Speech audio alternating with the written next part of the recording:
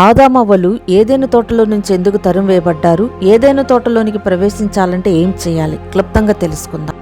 ఆదామవ్వలు, తండ్రి చెప్పు తండ్రి, మంచి చెట్టుల చెట్టు పండు తినకూడదు, తింటే మీరు చనిపోతారు.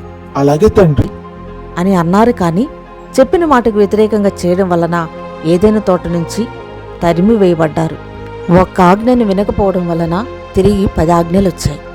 అప్పుడు ప్రభువు ఈ విధంగా చెప్పాడు, నీ దేవుడు యెహోవాను నేనే, నేను తప్ప మీరు దేవుడు నీకుండకూడదు, విగ్రహాలను చేసుకోకూడదు, నా నామాన్ని వ్యర్థంగా పలకకూడదు, విశ్రాంతి దినమును ఆచరించండి, నీ తల్లిని తండ్రిని గౌరవించండి, నరహత్య చేయకూడదు, వ్యభిచరించకూడదు, దొంగతనం చేయకూడదు, నీ పొరుగు వారి మీద అబద్ధ సాక్ష్యం పలకూడదు, నీ పొరుగు వారిని ఏదీ ఆశించకూడదు.